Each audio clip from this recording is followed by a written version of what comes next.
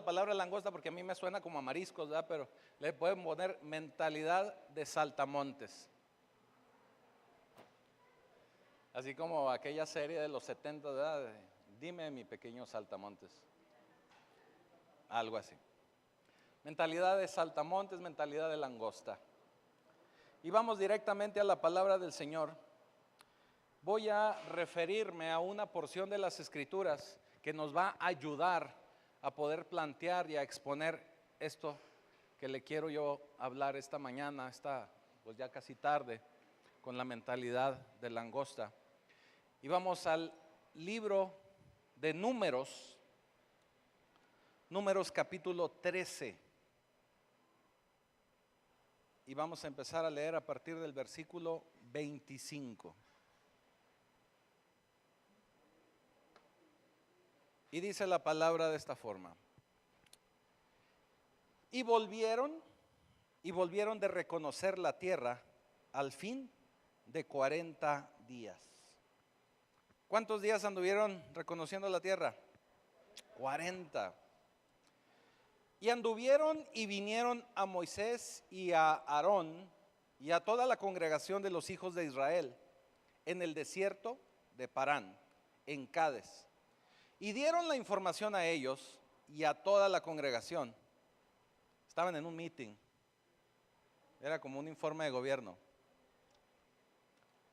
A toda la congregación, y les mostraron el fruto de la tierra a la que habían ido a espiar.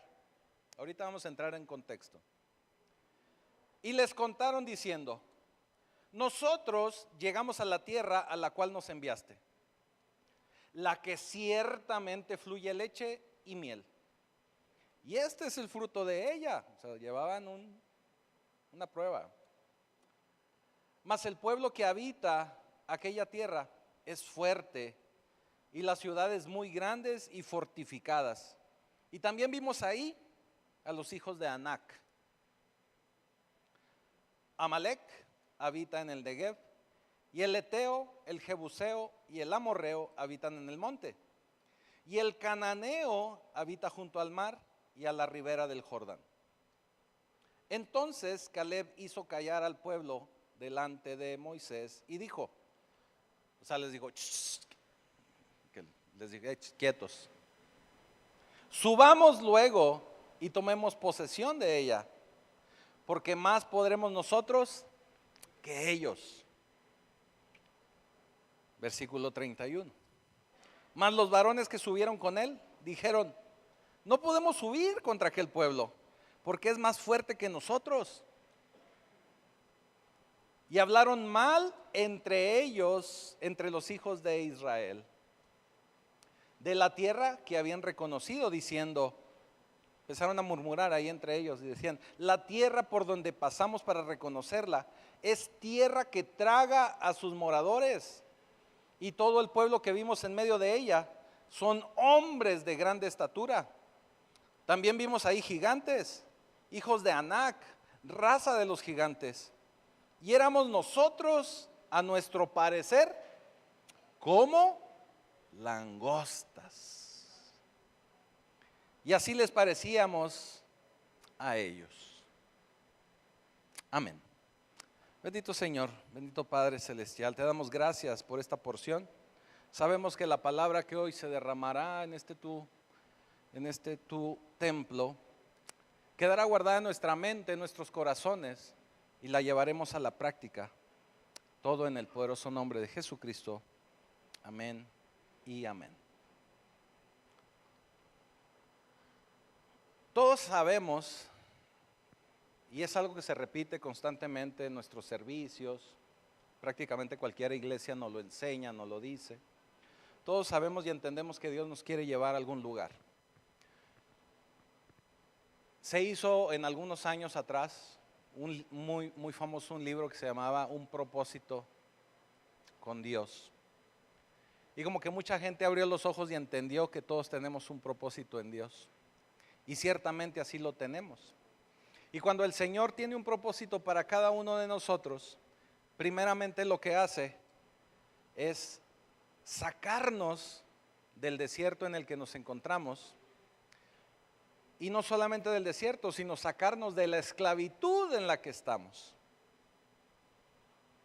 Usando una analogía y usando este texto que acabamos de leer, podemos entender y podemos ver que el contexto de esta porción que leímos es cuando el pueblo de Israel tenía pocos días de haber salido de Egipto.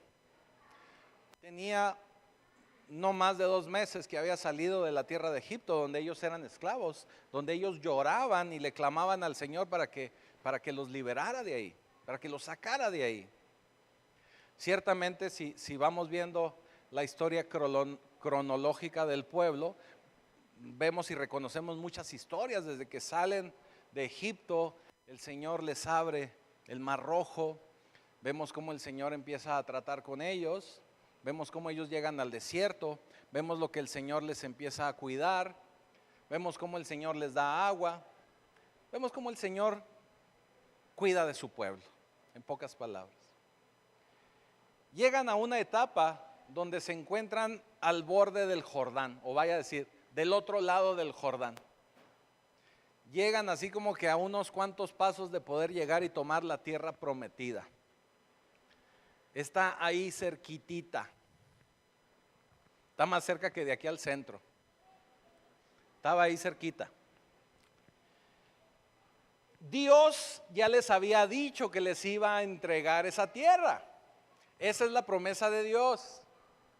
Dios dice, los voy a sacar de esclavitud y los voy a llevar a una tierra que destila leche y miel. Vaya, que es una tierra fructífera, que es una tierra donde no van a padecer hambres, que es una tierra que les va a dar de todo lo que ustedes necesiten. Los va a proveer. El Señor ya se los había prometido. El Señor les dijo. Llegan a ese punto, llegan a ese lugar.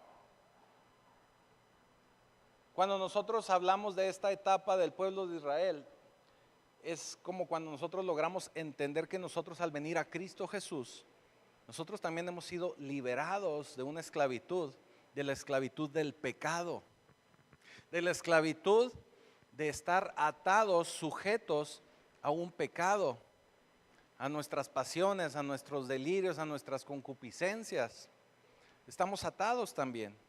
Y cuando venimos al Señor y le decimos que sí a Jesucristo como nuestro Señor y Salvador, Él nos libera porque nos saca de ese estado en el que estamos de esclavitud y nos hace libres. No solamente nos libera, sino que además nos da vida eterna. No nos va a alcanzar la muerte.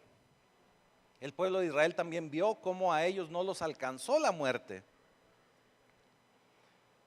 Así que el pueblo, después de ser liberado, tiene que pasar por una etapa de desarrollo.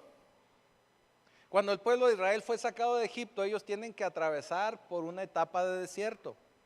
La etapa de desierto que estaba prevista por Dios era de aproximadamente 2 meses, un más menos. ¿Por qué estamos hablando de los 2 meses? Porque tardaron unos 15, 20 días en llegar a las orillas del Jordán. Y luego tuvieron que aguardar a esta comisión que se formó de los principales príncipes o líderes de cada una de las 12 tribus.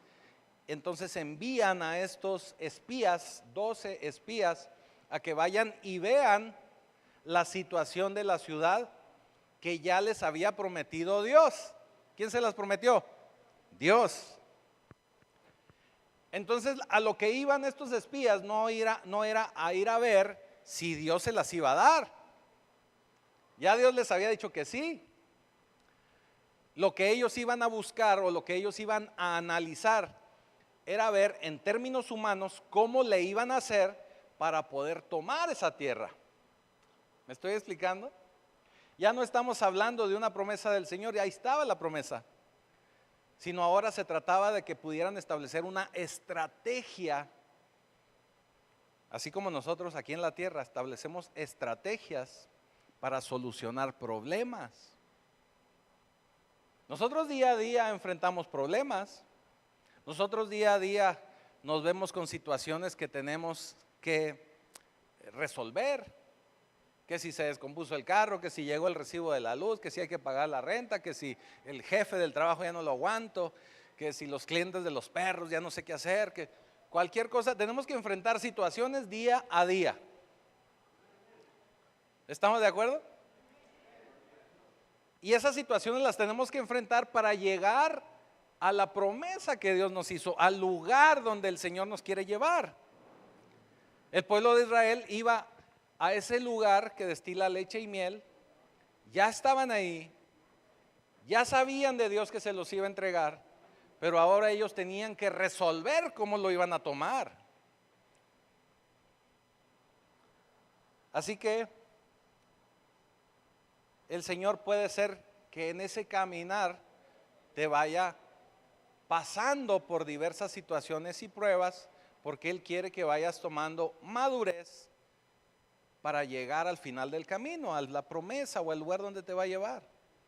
Por eso es que todos y cada uno de nosotros atravesamos un desierto. La mayoría de la gente cuando llega al Señor, y digo la mayoría porque habrá quien a lo mejor no lo siente o no se da cuenta, pero mucha gente cuando llega a Cristo empieza a enfrentar más problemas de lo normal. Y luego nos preguntan, pues, ¿qué está pasando? Pues si yo estaba re bien antes, mejor ya no voy a la iglesia porque quién sabe qué sucedió. Ahora me está yendo peor. Ahora se me está atravesando cualquier cosa nomás para no ir. Es más, antes me levantaba solito los domingos a las 7 de la mañana y ahora me quedo dormido como hasta las 11. Digo, porque pasan cosas así que luego uno no se explica. ¿Por qué? Porque va a haber situaciones que tú tienes que esforzarte para salir adelante, para cubrir, para madurarte y buscar esa promesa que Dios ya te hizo. La promesa ahí está. Y les decía el miércoles, la promesa ya te la entregó el Señor. No dice que te lo va a dar en la mano, peladito y en la boca. Dice que está a tu alcance para que tú lo agarres. De eso les hablaba el miércoles. Digo, no estamos diciendo que no te lo va a dar, ahí está. Pero tú tienes que estirarte para alcanzarlo. Entonces el Señor así trata con su gente, así trata con el pueblo. Moisés arma este equipo de 12 espías y los manda a revisar la tierra. Ahora déjame te digo algo, cuando tú estás en el desierto, la buena noticia es que si estás en el desierto ya no estás en Egipto. Pero la mala noticia es que si no nos ponemos buzos, si no nos ponemos listos, nos podemos quedar atorados en el desierto. Nos podemos perder y nos quedamos atorados en el desierto. Así que Israel llega a las orillas del Jordán, manda a cada uno de sus príncipes, a estos 12 espías, para que revisaran esta tierra. Y ahí estaba esa tierra, porque es un lugar que ya tenía prometido Dios para su pueblo. Y es un lugar próspero y es un lugar que iba a fluir leche, que iba a fluir miel. Ahora, el pueblo cuando llega se da cuenta de los frutos que había en esa tierra. Llevan inclusive muestras, agarran muestra y llevan para que Moisés y la gente los pudiera ver. Ahora, esas muestras que llevan, ellos las cosecharon. No, ¿verdad? Esas muestras que llevan, ellos las cultivaron. No, pero ahí estaban. Alguien las cosechó, alguien las cultivó y el Señor les dijo que a ellos se les iban a ser entregadas. ¿Qué quiere decir? Que luego el Señor utiliza a gente que no es de su pueblo, a gente que es rebelde a Dios, gente que es impía, gente que es de otro lado, rebeldes al Señor, para que preparen la tierra y podérsela entregar a sus hijos. Por eso luego escuchamos mucho que dicen, porque así lo decimos de manera coloquial, ¿verdad? El Señor se vale de cualquiera para entregarnos. El Señor hasta de las riquezas del impío nos va a dar. Y es cierto, pero ciertamente nosotros tenemos que hacer nuestra parte. Nosotros tenemos que estar preparados para poderlo recibir. Así que esta historia es muy conocida, inclusive en el capítulo 1 de Deuteronomio, ahí la puede usted volver a leer, no la vamos a leer en este momento, nomás se lo menciono como referencia, y ahí está la historia. Entonces Dios dice, vayan y tomen esa tierra que les he preparado. Moisés les dice, enviemos unos espías para determinar cómo tomaremos la tierra. Como le decía hace un momento, Moisés estaba hablando de una estrategia, de un plan de acción, de una ejecución para llegar al destino donde Dios los quería. Así que enviaron a estos espías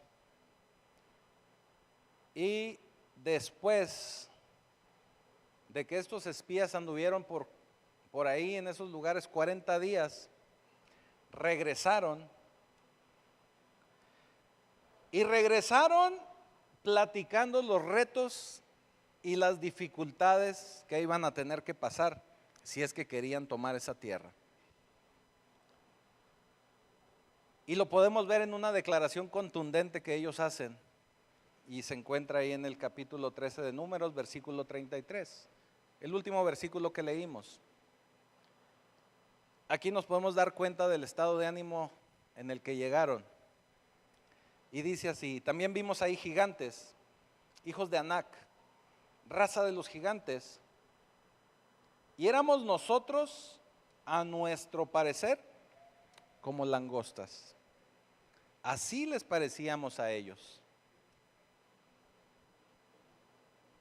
Así que es por eso que esta mañana vamos a hablar de cómo poder dominar o cómo poder eliminar de nuestra vida la mentalidad de langostas.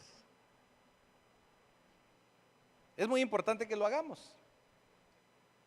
Ahora, revisando en el diccionario, langostas nos habla precisamente de un estado o de una etapa de los saltamontes, de los, aquí en México le decimos chapulines. Este no es colorado, bueno, pudiera haber colorados, pero es un chapulín. Y algo que también dice la Wikipedia y algunas enciclopedias es que es un insecto que tiene múltiples depredadores.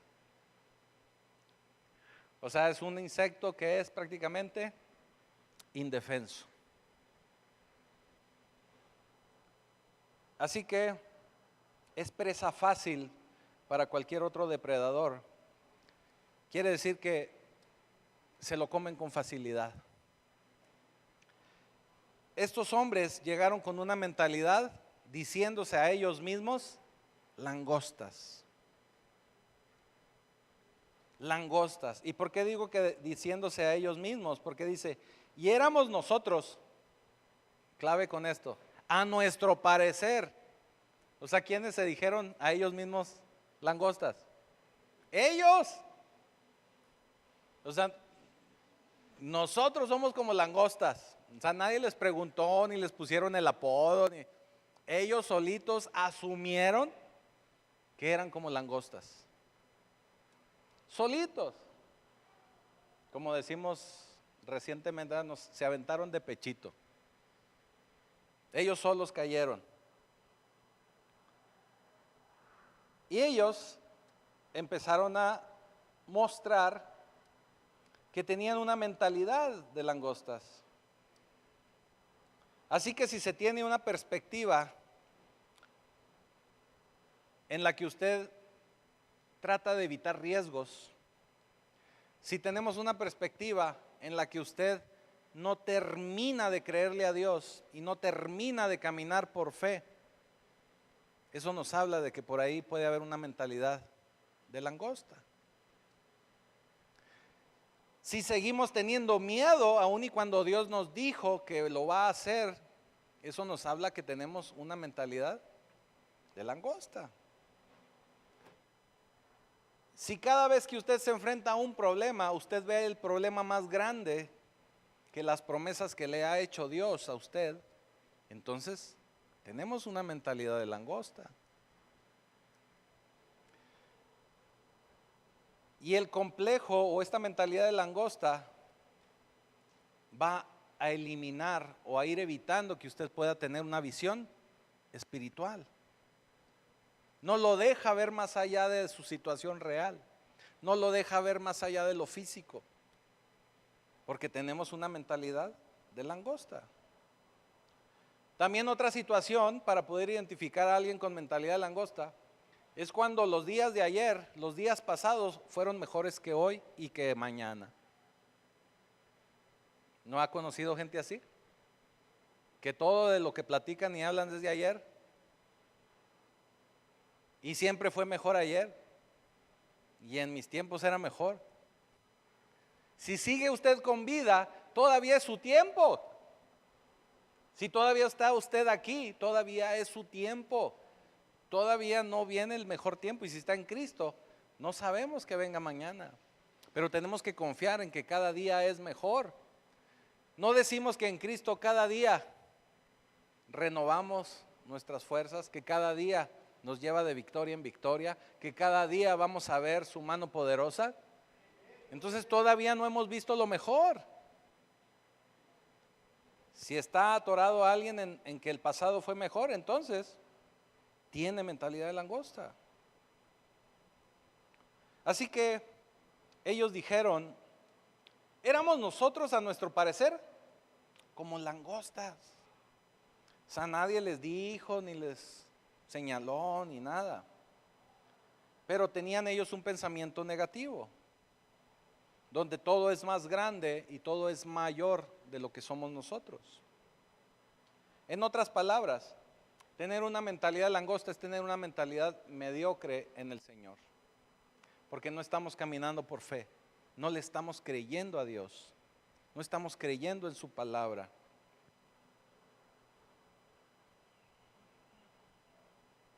Así que tenemos que entender primeramente esto de la mentalidad de langosta. Disculpe usted si lo sintió fuerte, pero tenemos que entenderlo. Y aquí la pregunta que sigue es, ¿qué causa entonces esa mentalidad de langosta?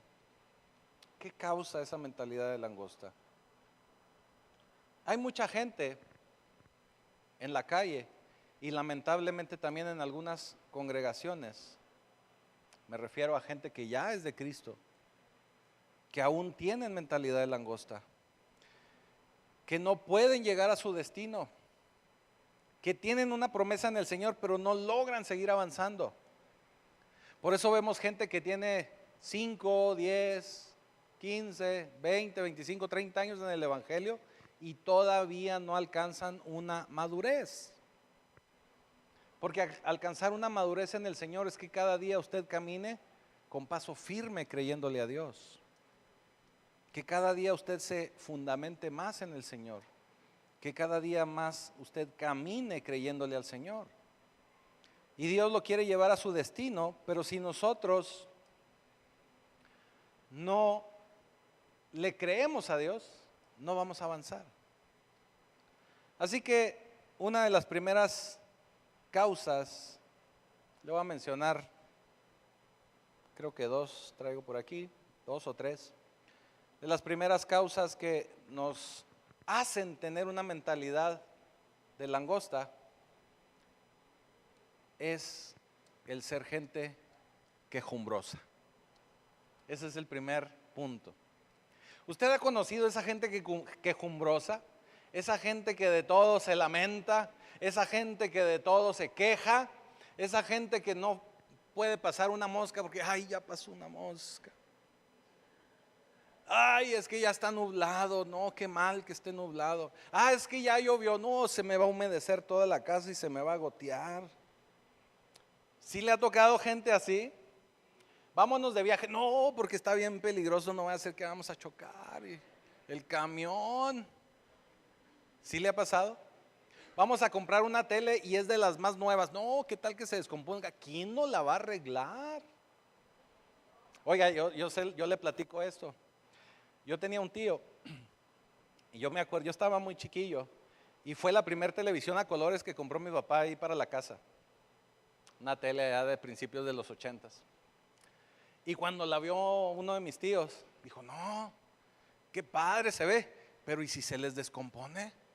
Espérame, pues si la acabamos de prender, la acabamos de abrir. Pero si le ha pasado, ha conocido gente así, que de todo se quejan. No puede pasar algo que no se estén quejando. Fíjese lo que nos dice Números 11, versículo 1.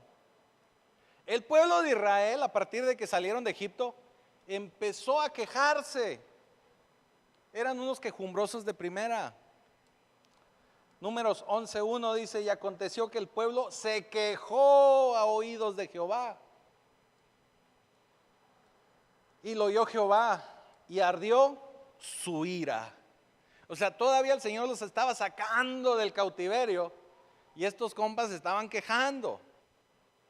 Es que yo quería que nos sacaras de ahí, pero que hubieras mandado el Tren Maya o algo para que, un avión, un camión de esos cómodos, ¿verdad? ¿Cómo nos sacas a pie? ¿Sí me explico? Ya se estaban quejando. Y dice, y se encendió en ellos fuego de Jehová y consumió uno de los extremos del campamento. Vaya, el Señor les mandó ahí un rayo, ¿verdad? Dice, y no me los echo a todos, nomás porque también ahí está Moisés. Se quejaban. Y luego, Moisés, tenemos sed y no hay duraznos. Moisés, no tenemos comida. Moisés, es que éramos esclavos felices. De todos se quejaban. ¿Qué hacía Moisés? El pueblo se quejaba, iba con el Señor, Señor, el pueblo se está quejando. Ok, ahí les va. Pégale a la roca, ahí va agua. Señor, el pueblo se está volviendo a quejar. Ok, ahí les van unas codornices.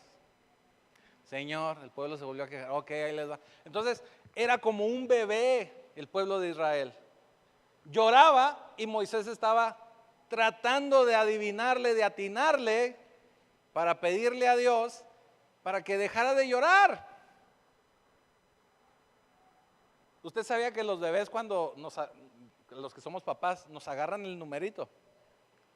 De repente saben que si lloran y hacen una mueca ya está uno ahí encima de ellos. Por eso algunos médicos, psicólogos y demás recomiendan que los deje uno llorar poquito. Porque luego se acostumbran a que, nomás hacen así, ya está uno ahí con ellos. Hasta los perritos así son. Hay que dejarlos llorar de vez en cuando. Entonces el pueblo de Israel se convirtió en un pueblo que de todo se quejaba. De todo se quejaba. Así que el pueblo empieza a vivir de esta forma, empieza a vivir y pensar que así es como se tenía que vivir, quejándose como un bebé. Y empezaron a vivir de una forma en la que no alcanzaban madurez, que no lograban superar sus problemas, porque en todo momento había alguien que les ayudaba a resolverlos. ¿Sí? Otro problema que nos hace mentalidad de langosta. Usted sabe que mandamos, no, yo no estaba ahí. Usted sabe que Moisés mandó a 2 espías. Y lo que se esperaba es que se pudiera establecer una estrategia para poder conquistar esa tierra. Pero cuando regresan los líderes, versículo 27, Números 13:27, fíjese lo que dice.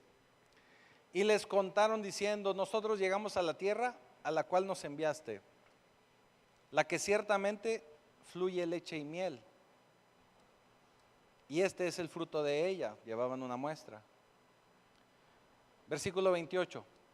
Mas el pueblo que habita aquella tierra es fuerte y las ciudades muy grandes y fortificadas. Y también vimos ahí a los hijos de Anac. Ahora, en esta versión, en el versículo 28 dice, mas el pueblo que habita, entonces como que no nos ayuda a concentrarnos en esta parte.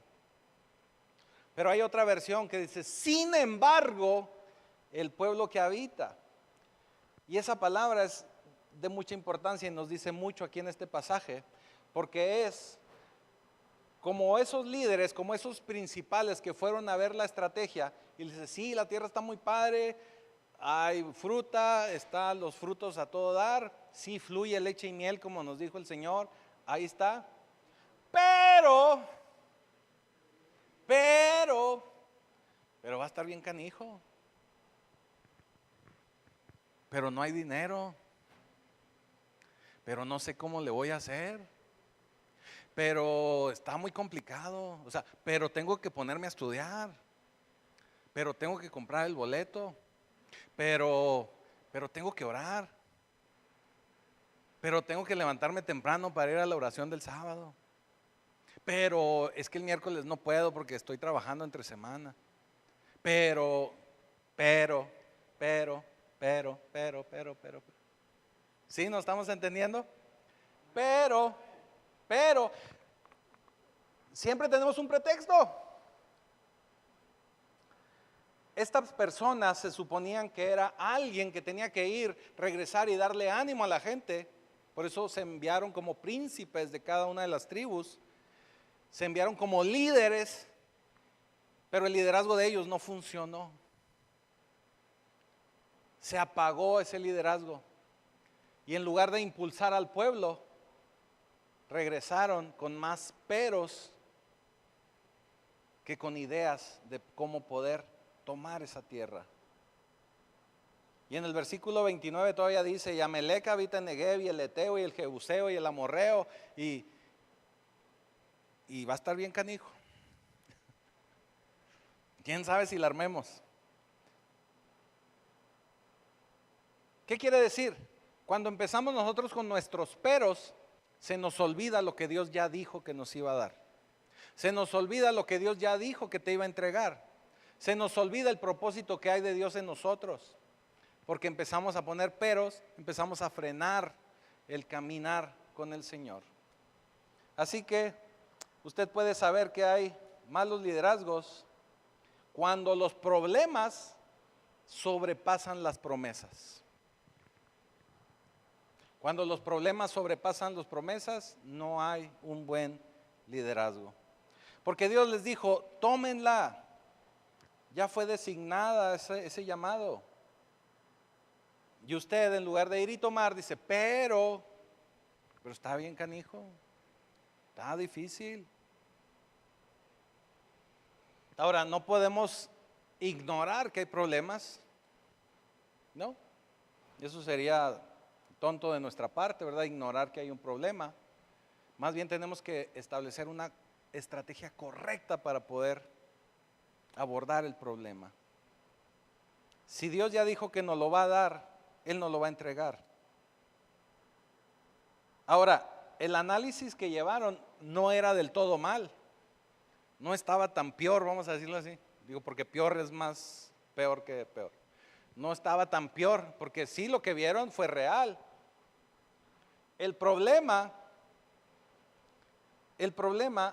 es que empezaron y nada más mencionaron la promesa de una manera muy breve y se aventaron hacia los problemas y los problemas los engrandecieron. Se tardaron más tiempo hablando del problema que de la promesa de Dios. Así que cuando nosotros tenemos una situación en nuestra vida y tenemos un problema, si estamos a dale y dale y dale con el problema, en lugar de entender la promesa de Dios y caminar hacia allá, vamos a quedarnos en los peros. Vamos a quedarnos atorados en los problemas y no en lo que ya prometió Dios. Ellos así lo hicieron. Utilizaron, y si usted lo ve en el texto que leímos, un solo versículo para hablar de la promesa. Y usaron 3 versículos para hablar de los problemas. Le dieron más peso y más importancia a los problemas que a la promesa de Dios. Ahora también tenemos que entender que hubo dos liderazgos ahí, porque hubo dos reportes.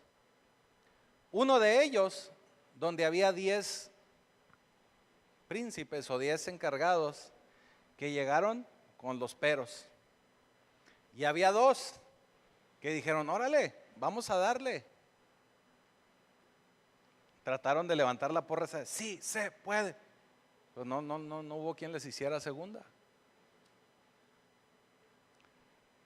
Así que nosotros nos quedamos en muchas situaciones atorados, porque a veces nos reunimos con la gente que solo ve problemas. Nos reunimos con la gente que solamente ve peros y no nos reunimos con la gente que nos puede ayudar a salir adelante, que tiene una visión diferente, que tiene una visión de reino, que tiene una visión distinta. Así que nos quedamos atorados en los problemas por falta de fe en las promesas de Dios. Y ya me voy a ir apurando, no se me desespere, porque todavía tenemos Santa Cena, ¿verdad? El otro problema, y este lo voy a abordar rápidamente, es que no nos acordamos de todo lo que Dios ya ha hecho por nosotros. Tenemos una situación, tenemos una promesa, pero también tenemos que recordar todo lo que ya hizo Dios por nosotros. Todo lo que Él ya nos ha proveído, cómo sacó al pueblo de Israel, cómo abrió el mar rojo, cómo les proveyó sombra, cómo les proveyó calor, cómo les dio agua. Y el pueblo aún así se seguía quejando. El pueblo aún así no entendía que era importante que fueran a tomar esa tierra, porque era una promesa que estaba ahí del Señor. Así que tenemos que empezar a reunirnos con los 2 y dejar de reunirnos con los 10. Y lo digo así en número, porque luego preferimos andar acá en la bola, porque se la pasa uno bien chido en la bola, pero esa bola no nos deja nada bueno. Mejor andamos con los 2 que tienen una visión correcta, con los 2 que me van a ayudar a salir, que me van a ayudar a llegar a la promesa, no con los 10. No con los que me van a traer en un camino a vuelta y vuelta en el desierto. Entonces tenemos que poner atención en eso. Es una cuestión de perspectiva. Usted sabe que venir al Señor también a veces nos advierten de esa parte, ¿verdad? Y el Señor mismo nos lo dice en las Escrituras. Quien me sigue va a tener que dejar muy probablemente a padre, madre, hermano, hermana, amigos. Pero en eso hay una promesa mayor de parte del Señor, porque dice, el que dejare padre y madre, yo le daré, yo le entregaré. Él nos va a dar cosas aún mayores y mejores. Así que tenemos que creer en esas promesas del Señor. Sabemos que a veces seguir la voluntad de Dios no es muy popular entre la gente, pero es lo que tenemos que hacer. Y para acelerarnos, bueno, la siguiente pregunta, y usted se debe ya estar preguntando a estas alturas, ¿qué sucede si empezamos a vivir o estamos viviendo con una mentalidad de langostas? Pues más que nada vamos a empezar a enfrentar consecuencias. Y una de esas consecuencias es que vamos a empezar a tener emociones equivocadas. O vamos a tener una vida más encaminada hacia nuestras emociones desbordadas, equivocadas, que una vida bien plantada en el Señor. Fíjese, lo que leímos, la porción que leímos, estamos en Números capítulo 3. Y ahí los espías dan su reporte y terminan el reporte diciendo, es que somos langostas, somos basuritas que lleva el viento, no nos conviene meternos en ese rollo. Y luego empieza el capítulo 14. Vamos al capítulo 14, versículo 1. Después de que escucharon el reporte, o los dos reportes, dice en el capítulo 14, versículo 1. Entonces toda la congregación gritó y dio voces, y el pueblo lloró aquella noche. Quiere decir que lloraron toda la noche sin parar. Estaban a llore y llore. Tenían un llanto ilegítimo. O sea, ¿por qué lloraban si todavía ni iban? Si todavía ni siquiera habían planteado la estrategia.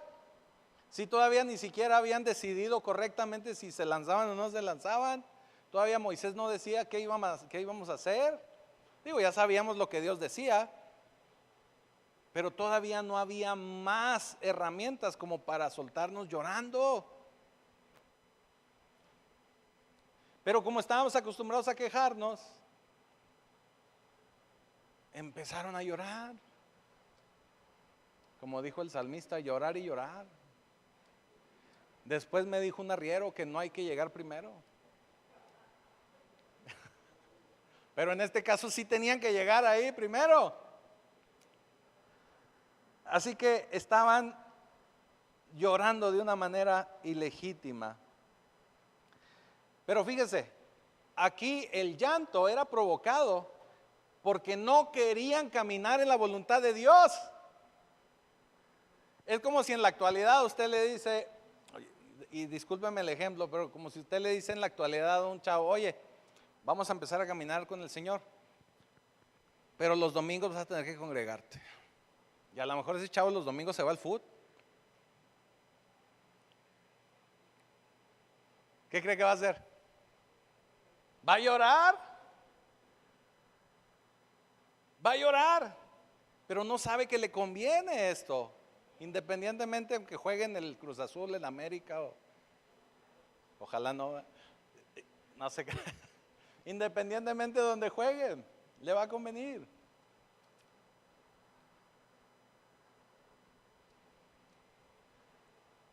Ahora fíjese lo que le voy a decir.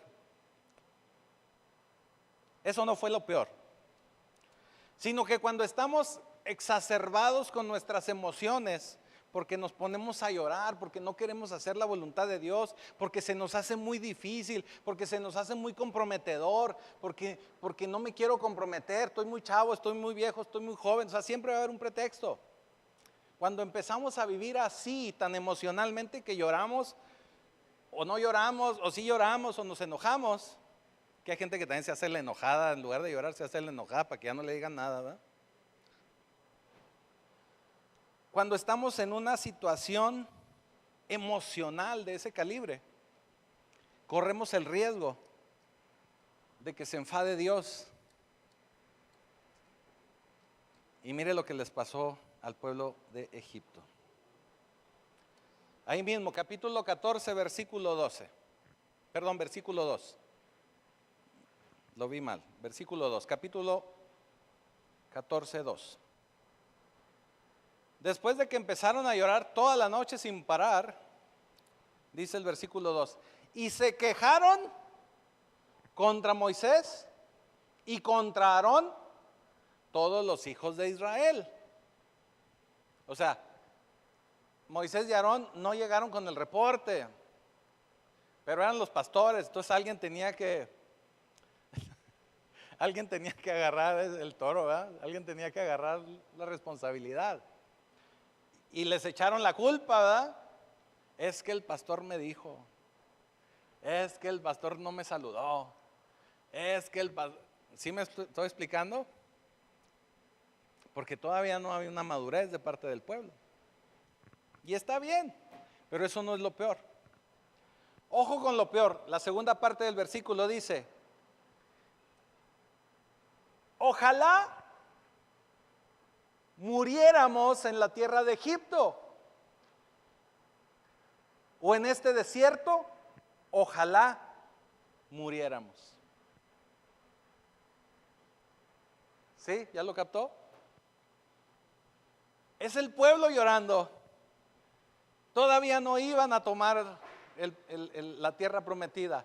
Todavía no tenían la estrategia, pero ya estaban llorando. Ya estaban quejándose, ya estaban sus emociones ya estaban diciendo cosas que no deberían de decir. Ojalá muriéramos en la tierra de Egipto o en este desierto, ojalá muriéramos. El Señor lo escuchó y dijo, ¿eso quieren? Va. ¿Eso quieren? ¿Eso buscan? Va. ¿Se acuerdan cuántos días estuvieron los espías en la tierra prometida? ¿Cuántos? 40. Lo leímos al principio de la porción que leímos, ¿verdad? Versículo 25. 40. ¿Qué hizo el Señor? Ok, 40 días. ¿Prefieren morir aquí en el desierto? Vamos a multiplicarle 365 por 40. Y se aventaron 40 años en el desierto. Lo suficiente para que toda esa generación muriera, porque eso quisieron, eso pidieron, eso le gritaron a Dios. Ojalá, en el español ojalá es Dios quiera muriéramos en la tierra de Egipto o en este desierto. Ojalá, Dios quiera, muriéramos. Pues Dios quiso, déjeme le digo. Así que ojo con lo que usted exclama, ojo con lo que usted dice, ojo con lo que usted le grita al Señor. Porque en su boca está la sentencia. Por eso hay un pasaje del Señor, que es Jeremías 29:11, que dice, el Señor sabe nuestros planes y son planes mejores que los nuestros, pero Él nos va a dar el fin que nosotros esperamos. Wow. Ojo con lo que le gritamos al Señor. Se aventaron 40 años dándole círculos al desierto, sin llegar a la tierra prometida. Vuelvo a lo que le decía hace un momento, ¿cuánta gente del pueblo de Dios tiene 20 años, 15 años dándole vuelta a las congregaciones y no logran tener una madurez en el Señor? No logramos madurar en el Señor, porque estamos atorados, porque no queremos caminar de acuerdo a la promesa de Dios, porque no queremos caminar de acuerdo a su palabra, a su voluntad. Vamos a estar ahí atorados. Y no solamente madurez en el Señor, hay gente que declara que tiene una vida matrimonial infeliz, pues el Señor así lo va a tener. Hay gente que declara que va a vivir en un problema por siempre porque no veo la salida, pues así se lo va a entregar el Señor. ¿Sí me estoy explicando? ¿Sabe qué es lo que va a hacer Dios cuando nos quejamos? Cuando le decimos cosas como esas, pues nos va a entregar exactamente eso que nosotros estamos dando a nosotros mismos como sentencia. Así que tenemos que tener mucho cuidado. Ahora vamos a ver ahora sí la cura. Ya sé que ya están desesperados. La cura.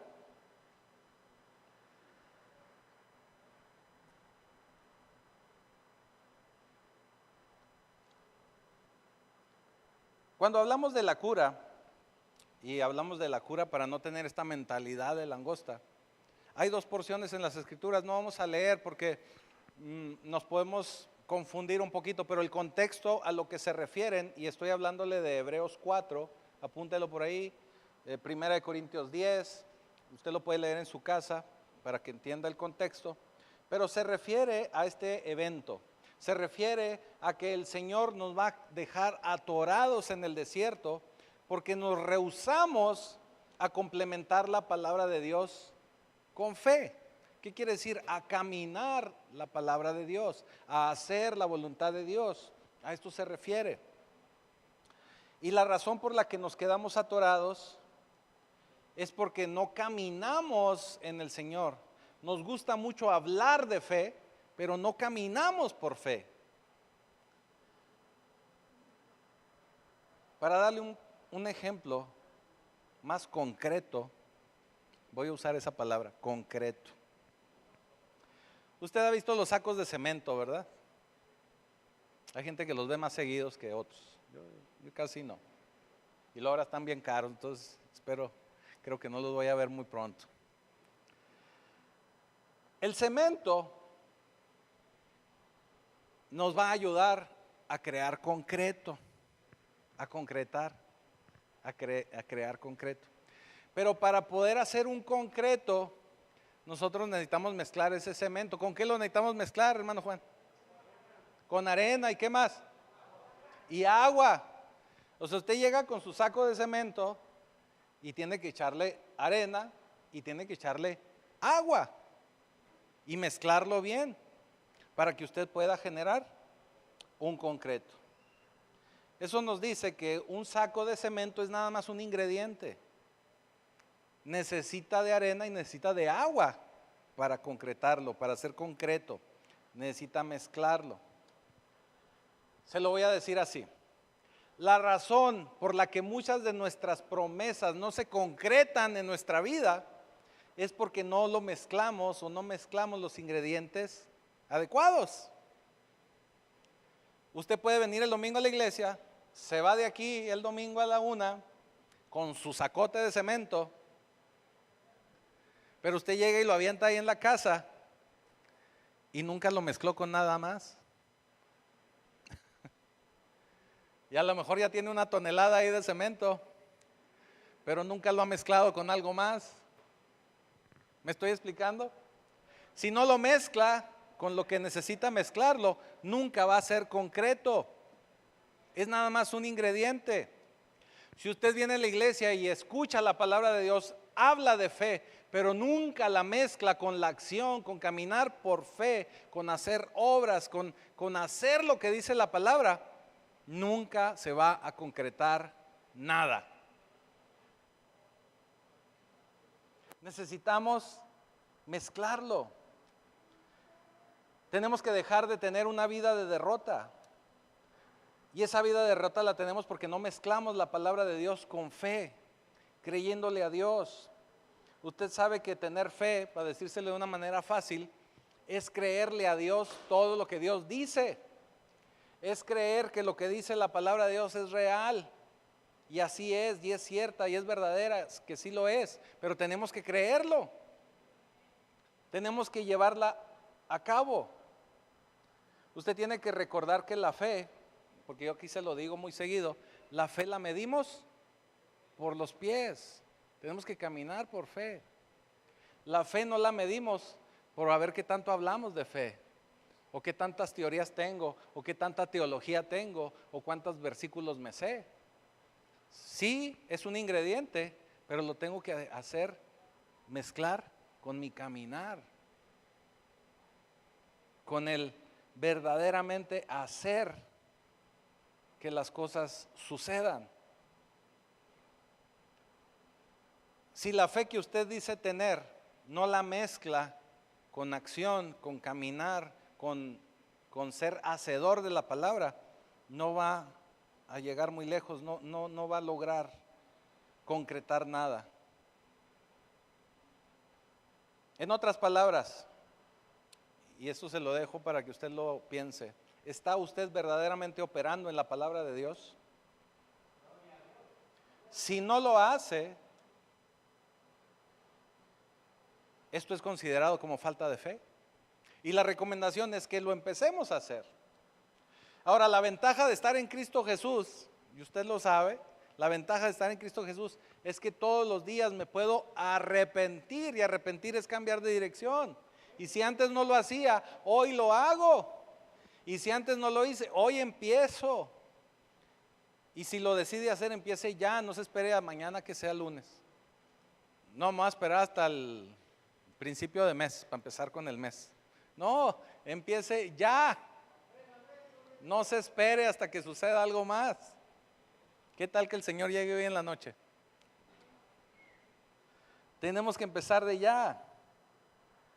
Ahora, si tuviéramos fe en el Señor, créame que ya estaríamos del otro lado del Jordán. ya estaríamos del otro lado. Ya habríamos tomado la tierra prometida. Y sí, en este caminar hay gigantes, hay problemas, hay situaciones tremendas. Y sí, los gigantes están grandecitos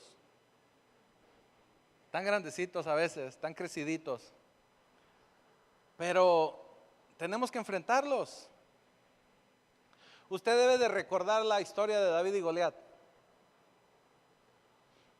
Goliat era pariente de estos hijos de Anac, ¿verdad? De los que nos habla aquí la escritura. Era pariente de ellos. La estatura de uno de estos hombres era de aproximadamente 2,90, casi 3 metros. Prácticamente 3 metros. Puede variar, dependía si traía zapatos de plataforma o de piso. Pero 3 metros sí los medían. Y usted tiene que recordar que Goliat tenía 4 hermanos. ¿Por qué le digo 4 hermanos? Porque cuando David iba a pelear contra Goliat agarró 5 piedras porque quería acabar con toda la familia, ¿verdad? Agarra 5 piedras.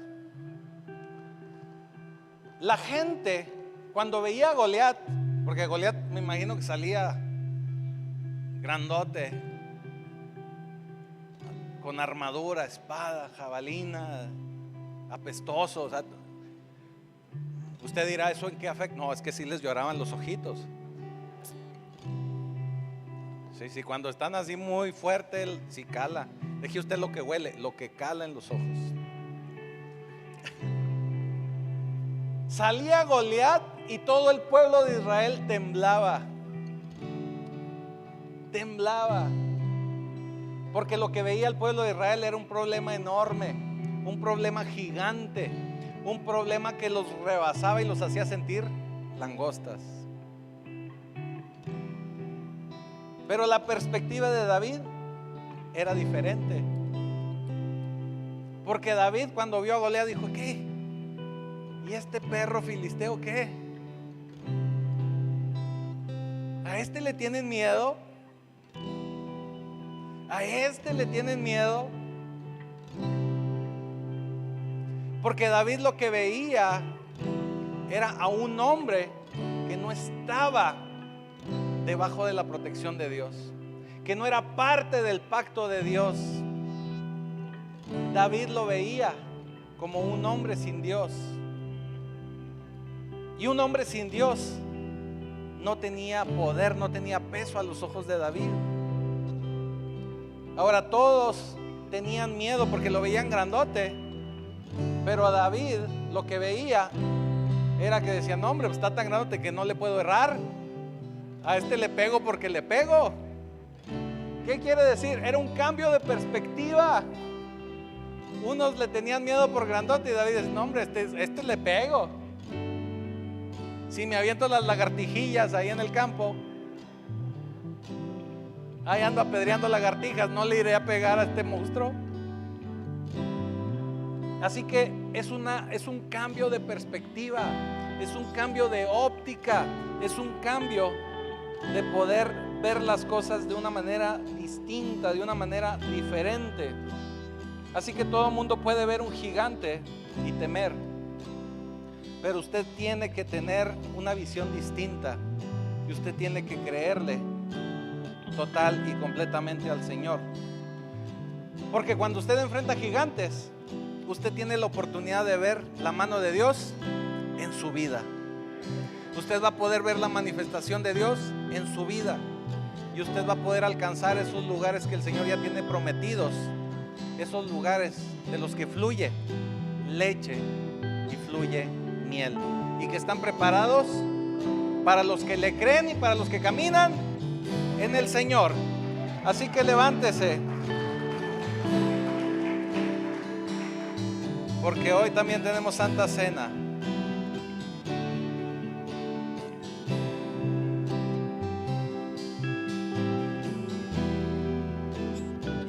Mire, yo le voy a pedir, si es la primera vez que nos acompaña,